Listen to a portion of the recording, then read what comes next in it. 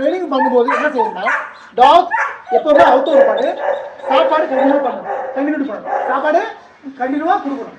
அப்போதான் நம்மளை விட்டு லெஃப்ட் ரைட்டு ஓடாது. ஏன் நம்மளை பார்த்துக்கிட்டு இருக்கோம். ஏன் பார்க்குதுன்னா சாப்பாடு கிடைக்கும், சாப்பாடு கிடைக்கும்னு வெயிட் பண்ணிகிட்டே இருக்கும். ஸ்டார்டிங் வந்தோடனே நீங்கள் சாப்பாடு கொடுக்கலன்னா அது ஓடி போயிடும். அப்புறம் கெட்டப்புக்கு எப்பவுமே வந்து சாயம் லாங்காக வரணும். லாங்காக வரும்போது ஆட்டோமேட்டிக்காக சாப்பாடுக்காக எந்திரிச்சு அதுக்கப்புறம் உட்காரும் போது நீங்கள் என்ன உடனே ஹைட்டாக தூக்கணும், காய்க்கு இதை புஷ் பண்ணணும் டவுன்.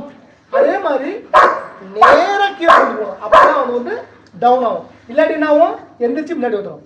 கெட்டப் கமான் எஸ் கெட்டப்புக்கு என்ன செய்யணும், நீங்கள் சாஞ்சு முன்னாடி வரணும். கமான் சிட் டவுன் சிட் ரெண்டாவது வந்து சிட் பண்ண ஒரு பாடு தான், டவுன் பண்றது எந்த அவசியம் இல்லை. டைரக்டாவும் டவுன் பண்ணலாம். டவுன் பாருங்க, இதை வச்சுக்கலாம் இங்க down good getup down getup.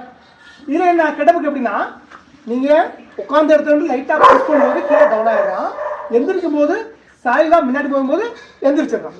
இது என்ன பிளஸ் சொல்லியாச்சு.